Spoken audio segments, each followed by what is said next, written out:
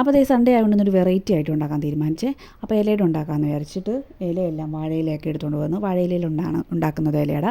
അപ്പോൾ അതേ മാവെല്ലാം കുഴച്ച് വെച്ച് ചൂടുവെള്ളത്തിൽ, ഇത് ചുമല മാവാണ്, ചുമല അരിപ്പൊടി, പിന്നെ ശർക്കരയും തേങ്ങയും ജീരകവും ഏലക്കയും എല്ലാം കൂടെ വേറെ എല്ലാം കൂടെ കുഴച്ച് മാറ്റി വെച്ചിട്ടുണ്ട്. ഇനി നമ്മൾ അപ്പച്ചെമ്പിനകത്താണ് വെക്കുന്നത്. ഇലയുടെ നമുക്കൊന്നെങ്കിൽ ചുട്ടെടുക്കാം, അല്ലെങ്കിൽ വേവിച്ചെടുക്കാം. നമ്മളിപ്പം ആവിയിൽ വേവിച്ചെടുക്കുവാണേ എളുപ്പത്തിന്. അപ്പം ദേ ഇങ്ങനെ ഈ ഒരു രീതിയിൽ നമ്മൾ പരത്തിയെടുക്കണം. വെള്ളം കൂടെ ചേർത്ത് പരത്തുമ്പോൾ നമുക്ക് ഈ ഒരു പരുവത്തിൽ കിട്ടും, അല്ലെങ്കിൽ നമ്മൾ പൊടിഞ്ഞു പോകും. അപ്പം ദേ ഇങ്ങനെ വന്നിട്ട് നമ്മളതിനകത്തോട്ട് ഈ ശർക്കരയും തേങ്ങയും എല്ലാം കൂടെ വെച്ചിരിക്കുന്നത് ഇട്ട് ഇതിങ്ങനെ മടക്കിയെടുക്കുവാണേ. മടക്കിയെടുത്തിട്ട് ഇത് അമ്മയാണ് എനിക്ക് ഉണ്ടാക്കി തന്നത്. അപ്പം ഞാൻ അങ്ങനെ ഓരോന്നോരോന്ന് എല്ലാം കൂടെ ചേർത്ത് വെച്ചിട്ട് ലാസ്റ്റ് അവസാനം അപ്പച്ചെമ്പിലോട്ട് ഇട്ട് കൊടുക്കുന്നുണ്ട്. അപ്പം നമ്മുടെ ഇലയുടെ കുറച്ച് നേരം ആവിയിലിരുന്ന് നല്ല സെറ്റായിട്ട് വരും.